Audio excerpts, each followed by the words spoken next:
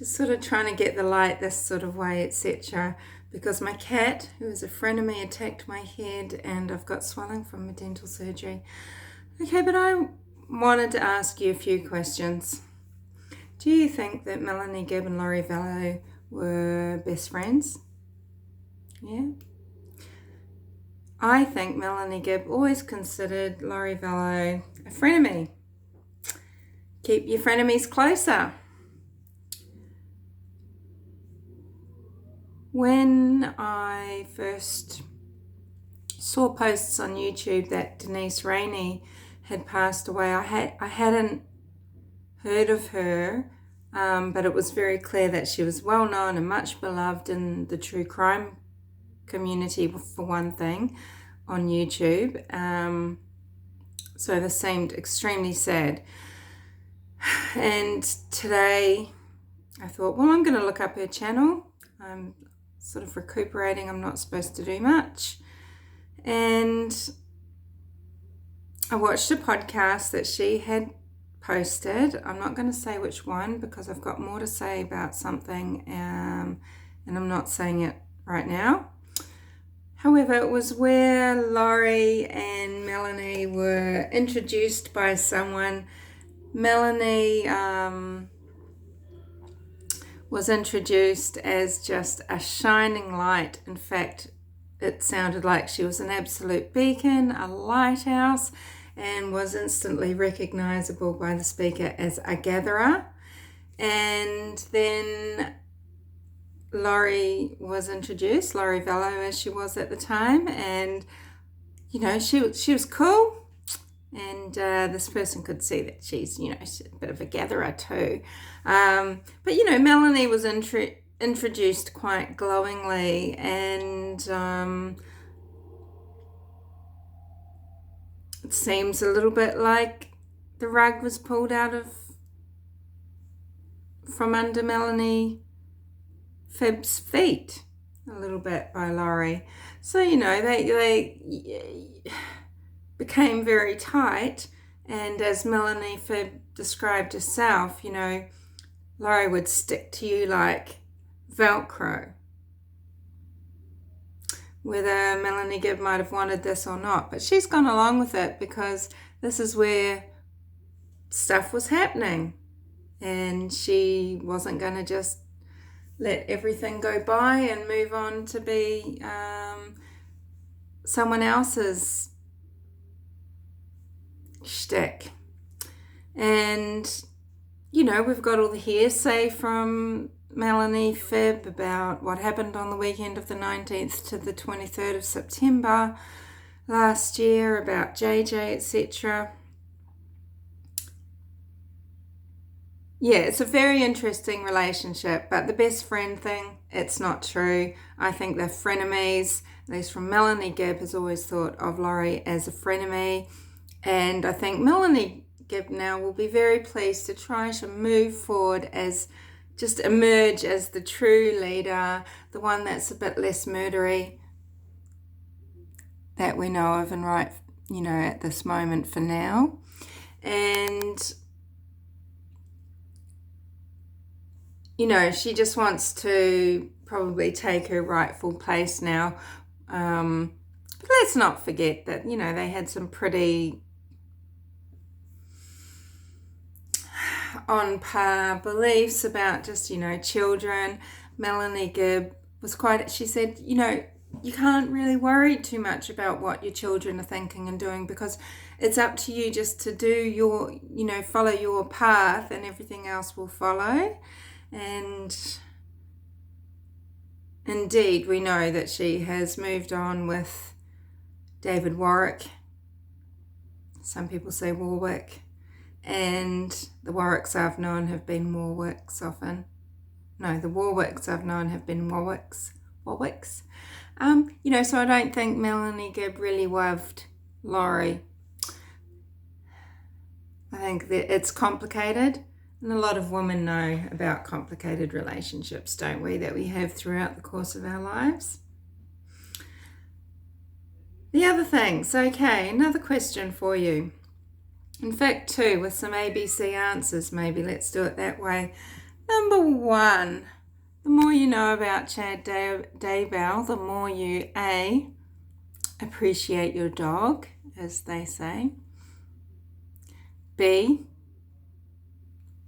appreciate the death penalty in Idaho. Or C, appreciate the filth and slime that you have to clean out of your air conditioning unit filter once a year. Another question. If orange is the new black, or maybe we could say if orange and white stripes are the new black, Zulema Pastenes is A, an energy healer and professional cuddler. B, guilty. C, the new Nicole Kessinger. Where is Zulema? Where are you, Zulema? Where are you and your hapless son? Yeah, just things that I find interesting. Melanie Gibb's real feelings towards Laurie. How people feel about the Chad, because let's not forget that the Chad is not the only one that's been around and has been involved in extremely esoteric things, increasingly esoteric things. I mean, LDS as it is esoteric. And then you've got groups like, the ex-lawyer who has set up the Remnant, who, by the way, a few years ago consecrated their own sacraments. You've got so many esoteric groups. The Chad is not the only breakout, and Melanie Gibb certainly wants to be a mover and shaker now. That's very, very clear.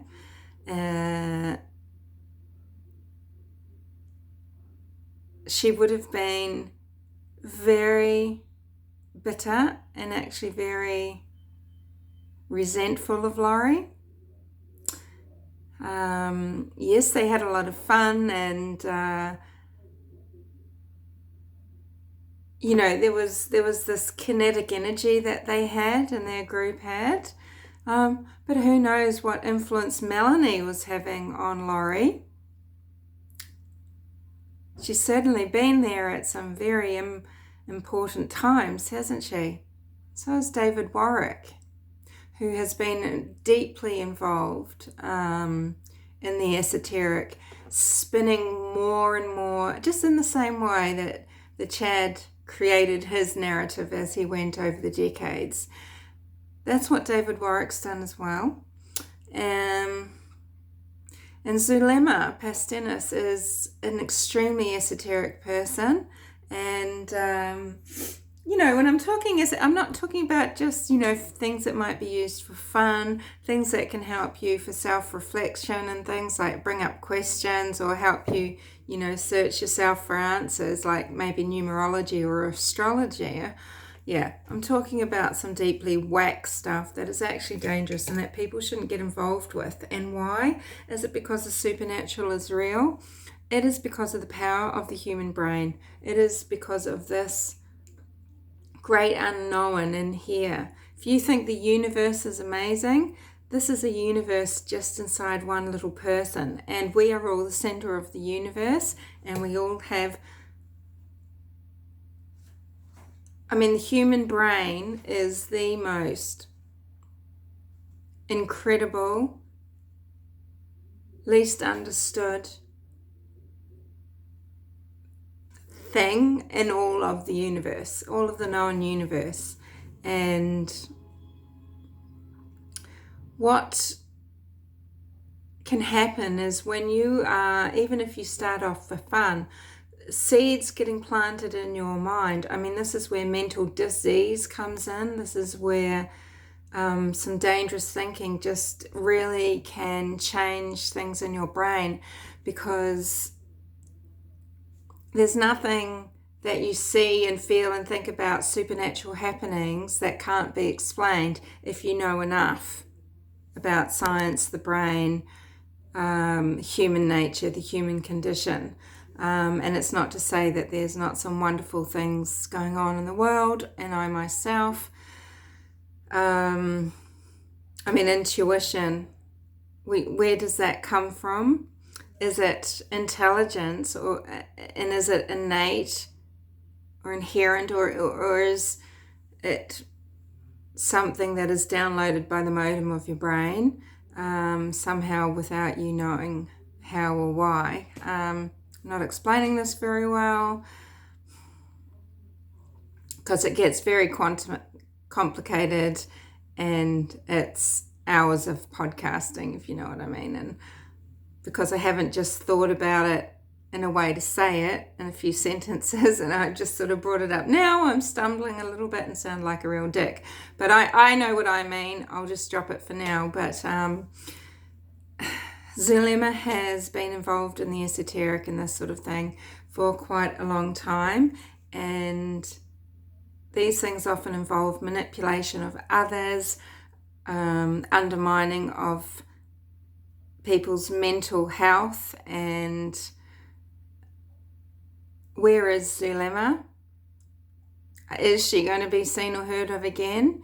She's a huge part of this case. We don't know what specific role she's actually had, because is she a pawn, a player, a patsy? We need to know, and yet where is she? Just like Nicole Kessinger, there are many who think she had more to do with it, whether it was influence, whether it was because she's actually there, or whether it's because she's a catalyst. So what role has Zulema had in this nightmare? Where the fuck is she? And why has she disappeared? Do the FBI know where she is? Is this another case of NK? That's what I want to know. Because that is going to piss a lot of people off, just in the same way NK, that whole scenario is pissing a lot of people off.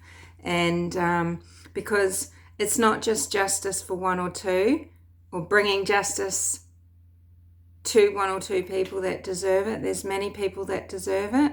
Melanie Fibb, Zulema. What, I could go on, and I'm not going to. Don't be fooled. Melanie Gibb is not benign, and a lot of other people are not benign. And this has gone on long enough. I'm only up and about because I need to go and get some things at the shops, because I need to do some chores. I don't really want to. But yeah, I thought I would make this video and I can upload it out and about, because at home it'll take hours, but I might just have a chance to upload it if I do it now. What I really wanted to be doing was listening to Greg Hughes's podcast, because I just saw a notification saying he's talking about, the Chad and Laurie case and sort of the history of a cult sort of thing. I thought, oh gosh, that's right up my alley. Yeah. So what do you think? There's 3 questions I really want your input on. Okay, so Melanie Fibb, frenemies with Laurie. And mark my words, I'm 100% sure about that. Number 2, Chad Daybell. Is he the be-all and end-all? Where, at what point did he break off? Truly. And number 3, Zulema the dilemma.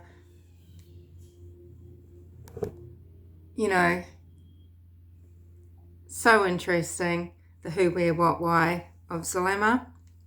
And I'll speak to you later. I'd love your feedback.